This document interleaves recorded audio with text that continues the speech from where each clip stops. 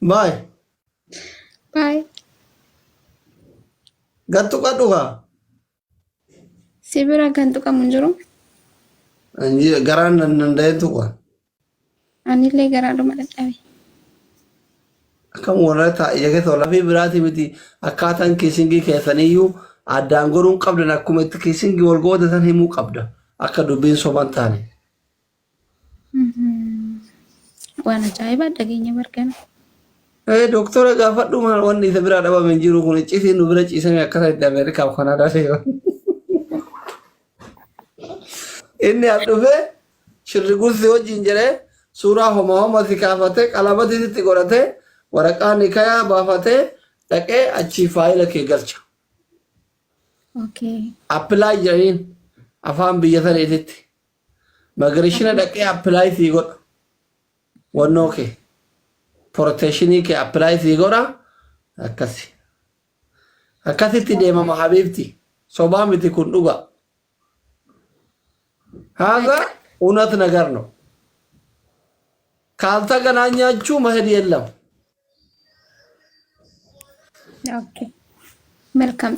ጥሩ ነገር በቃ Addaan baafatte nutti fakkaate ati nama galee fi waan asiin jire kan waa baay'ee hubatte. Sa? Ani waan tokko hin somne kana keessatti.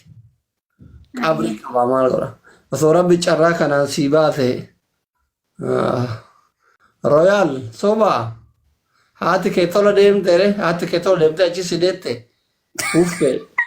Soba naan jira qalqal. Haara keetu amarru achi akkasitti tola deemee achi si dhaleere. Soba naan jira. Diqlis. abbo warra komantii. Hazaab khayr kun biyya araba jirtaati. Laa warra soba yeroo kana bilookina jala haree aan soba. Soba rool ka yeroo kana bilook godha sobaan isa.